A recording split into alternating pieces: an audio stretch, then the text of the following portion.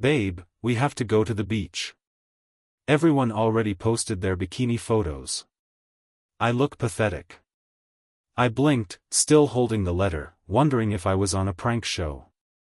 Catherine, I said slowly, like maybe she'd left her brain in the laundry basket, I just got laid off. Maybe, I don't know, we could hold off a few weeks. Her head finally snapped up, and the look she gave me could have curdled milk. Hold off, she said, voice climbing like a cat about to pounce. Jordan, if you think I'm gonna sit here while all my friends get golden tans and 2,000 likes, you're insane. You think anyone cares you lost your boring job? That one hit different. Boring job.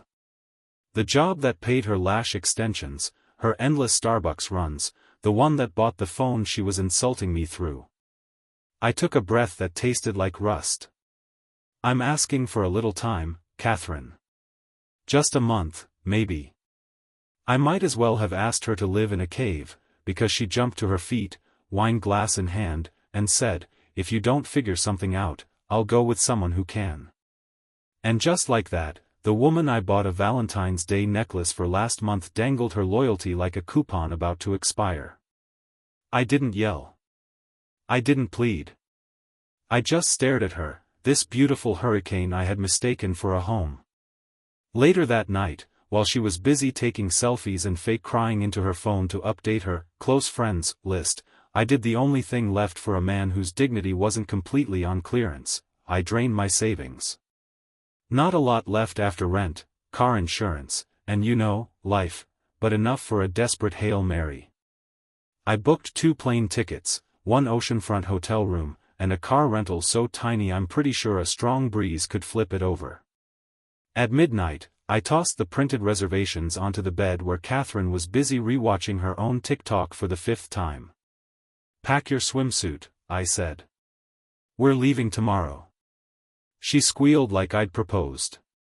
She ran over, hugged me like I was a hero, and posted a vacation loading story before I even finished putting my wallet back in my pocket. And that, my friend, is how a man freshly unemployed, officially broke, and stunningly aware of his own idiocy, found himself checking in at a seaside motel that smelled vaguely of bleach and broken dreams, all because Catherine couldn't stand being the only woman without a thong photo on the internet. Cheers to romance. The first 2 days Catherine acted like I was a knight who slayed a dragon and carried her to paradise. She posted pictures every hour. Beach shots with captions like, "He spoils me rotten," and selfies with me cropped so tightly out you'd think I was the ghost of vacations past. At first, I told myself it was worth it. Her smile, though more for her followers than me, felt like validation. But validation turns sour when the bill keeps whispering from your pocket. On day 3, Catherine stood by the window in that tiny motel room, staring at her reflection with a face that could curdle milk. "Jordan," she said, dragging my name out like it annoyed her to even say it, "I'm not posting another picture in this swimsuit. It's old. I look poor."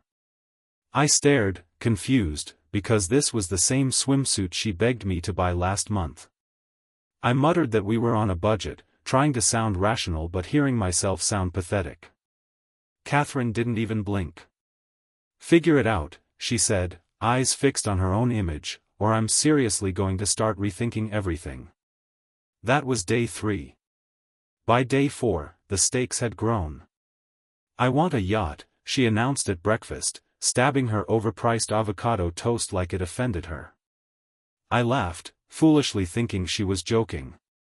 She wasn't. "A real yacht," she added, scrolling through Instagram, where apparently every other woman she knew was somehow already aboard one. "Rent one, Jordan. Do I look like I belong on a paddle boat?" I tried explaining that yachts cost more than our entire trip, but logic wasn't welcome in Catherine's kingdom of endless wants.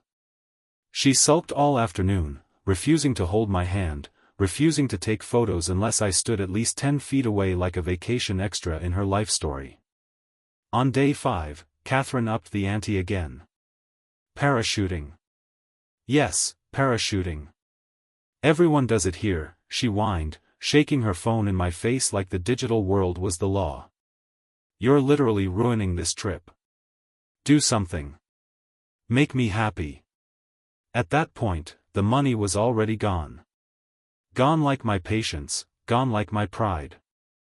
I tried calming her down, suggesting the pool, maybe something simple. Bad idea. Pool, she snapped, her voice loud enough to turn heads.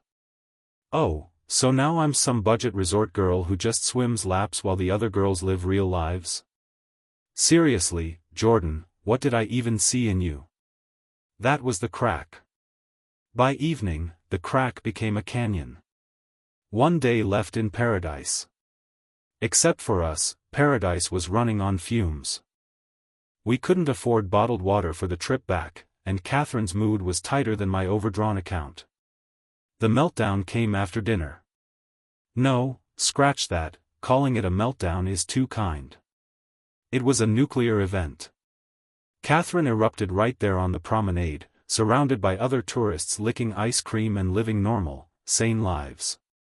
You're pathetic, she screamed, eyes blazing with fury that somehow made her more terrifying than any storm. I wasted years with a loser who can't even afford water.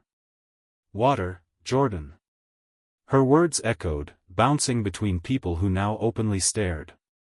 She kept going, spitting insults like machine gun fire.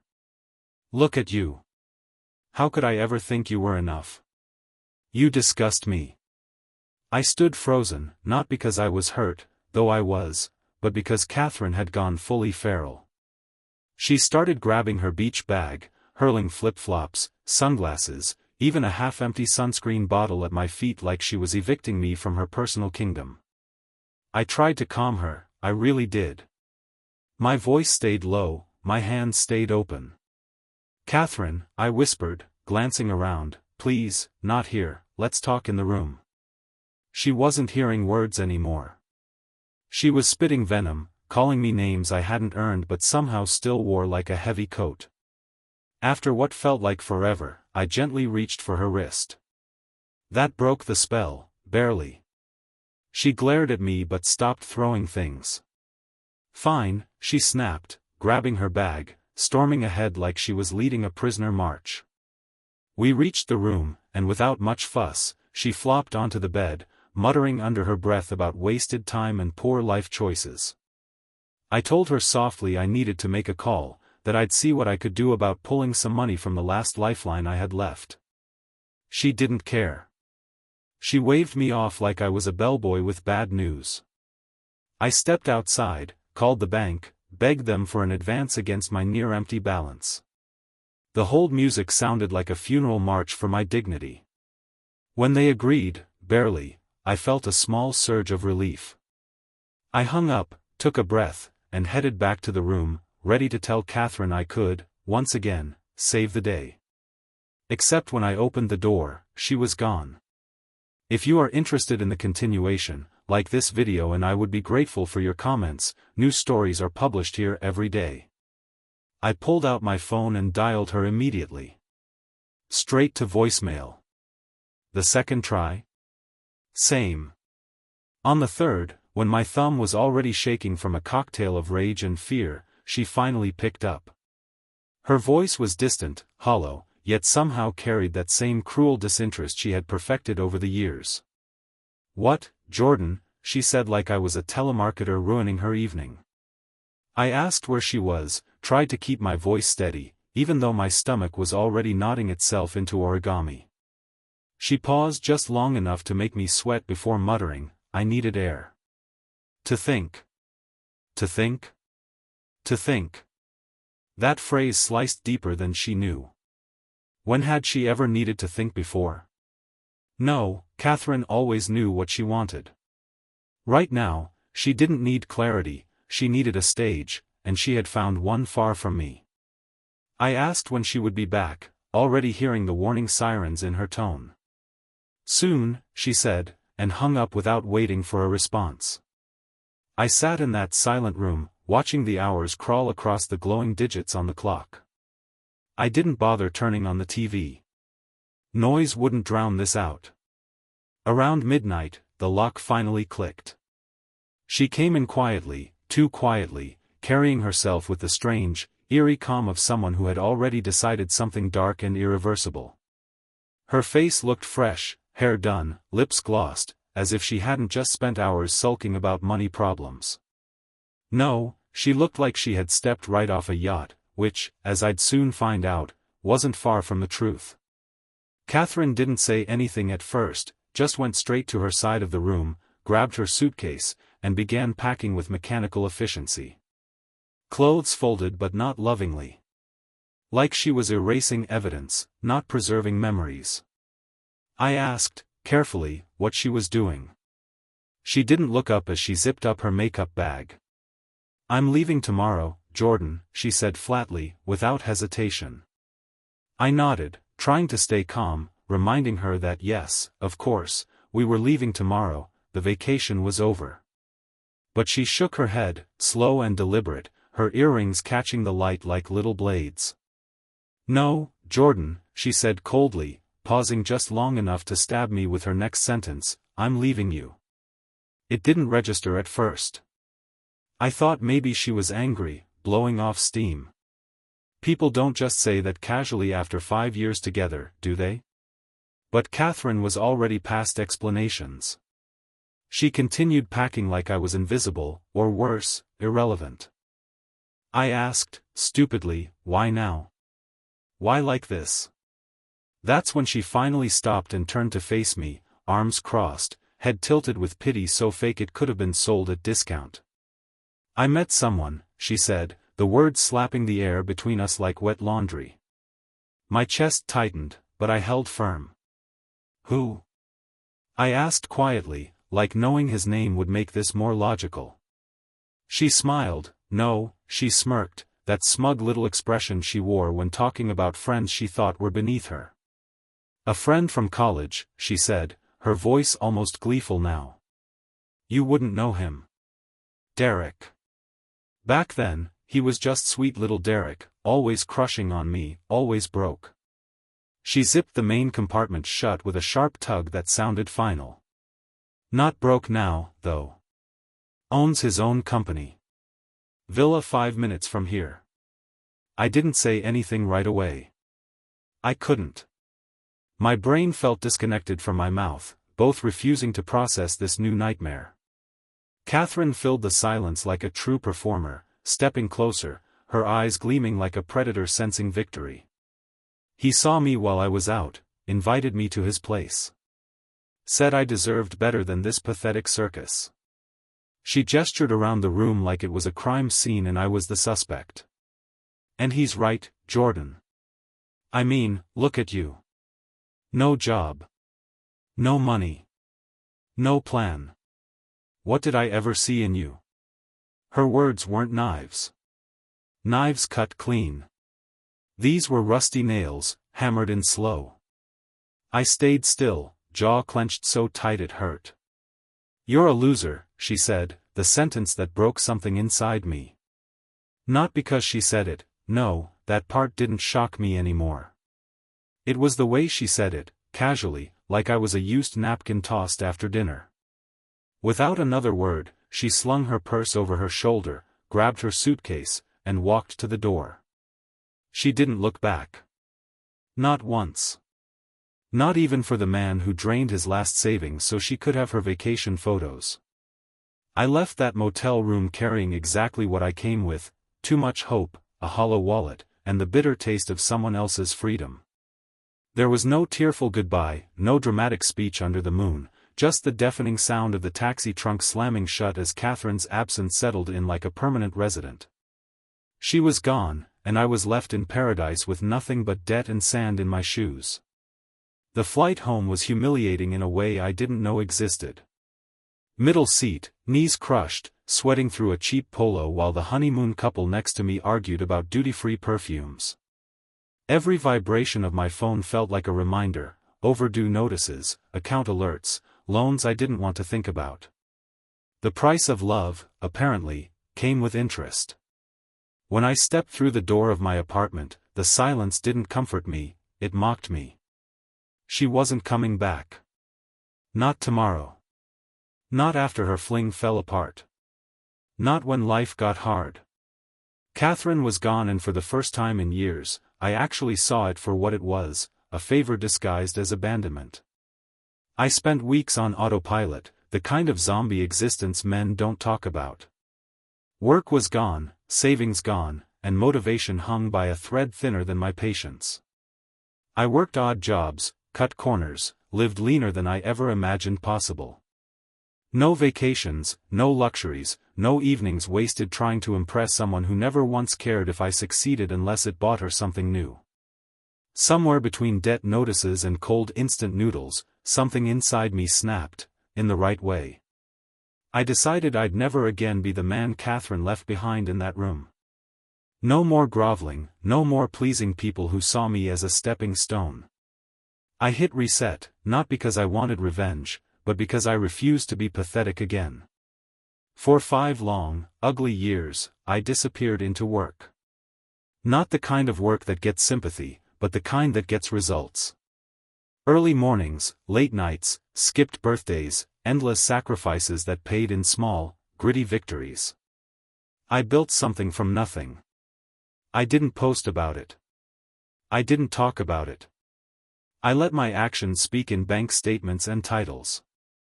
One day I looked around and realized I wasn't struggling anymore, I was running things. My own name on office doors. My own team. My own reputation, carved not from pity or luck, but from hours Catherine never stayed to see.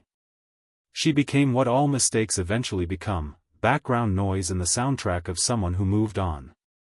Until, of course, fate, cruel, twisted, almost laughing, decided that silence was too easy. That morning was supposed to be routine. Big meeting. Bigger client. A contract that would triple my company's size overnight. Derrick Industries. Sounded familiar, but in business, names blur together. Until I walked into that boardroom and saw her. Catherine.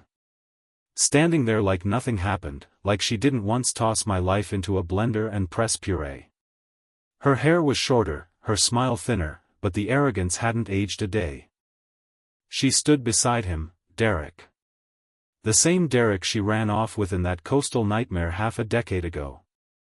He looked polished, practiced, like money agreed with him, but something in his eyes screamed overcompensation. Catherine leaned into him casually, resting her hand on his arm like a subtle flag planted for conquest. She saw me.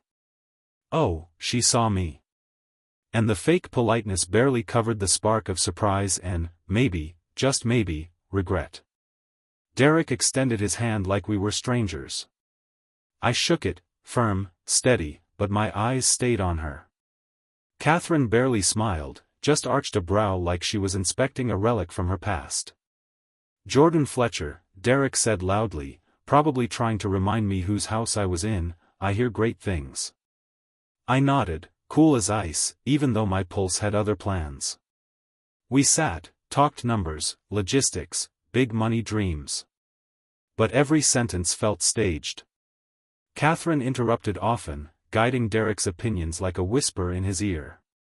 She didn't look at me directly, only sideways, sharp and smug, like she'd already won round 2 without throwing a punch. By hour 2, it became clear. The deal wasn't happening.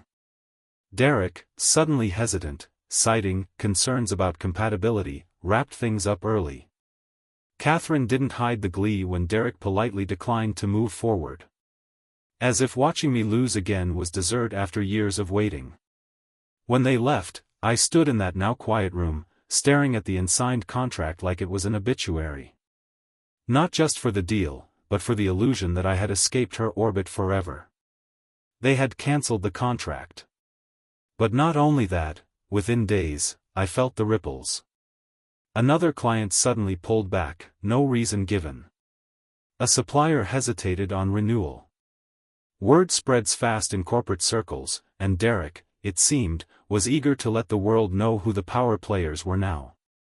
Catherine hadn't just blocked my success, she'd fired the first shot in a very personal war I didn't even realize was back on. I didn't get angry. I didn't get desperate.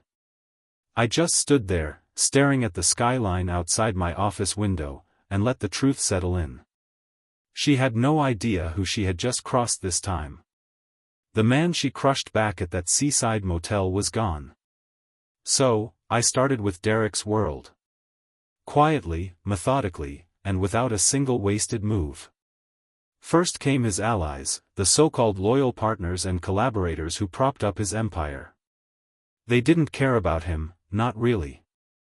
Business is colder than betrayal, and loyalty melts when faced with better offers. I reached out personally, one by one, offering them what Derek couldn't. Better margins, faster turnarounds, more control over their own stakes. I spoke their language: money, efficiency, and ego. Within months, they jumped ship, not because I begged, but because I simply made it impossible to say no. His network frayed like cheap rope. Next came his enemies. Every business rival he'd snubbed, every smaller competitor he crushed on his climb, I called them. Not publicly, never foolishly, but in private, respectful meetings. I offered alliances, investments, shared resources. They hated Derek more than I did. They were just waiting for someone strong enough to unite them. That someone turned out to be me. Together, we squeezed him from every angle. Deals fell through. His supply chain slowed. His clients, nervous about his weakening position, began jumping overboard like rats from a sinking ship. Catherine vanished from the business pages first. She was never built for lean seasons. She thrived on easy wins and champagne celebrations, not stress meetings and endless losses. Derek remained stubborn. For a while. But desperation has a way of making even the most arrogant men humble. When his financials hit rock bottom and rumors of bankruptcy circled like vultures, he came to me. Alone. No Catherine. No lawyers. Just Derek, thinner now, paler, eyes hollow like a man who had been sleeping next to panic for months. He entered my office without swagger, without the fake laughter. He stood in front of my desk, swallowed his pride, and said with a voice that barely held steady, "What do you want, Jordan?" I let the silence drag. I wanted him to feel every single tick of the clock, each one carving into his carefully manicured persona. Then I stood, walked around the desk slowly, and met him eye to eye. "Just one thing," I said calmly, my voice cutting through the air like cold steel, "I want you to feel everything I felt."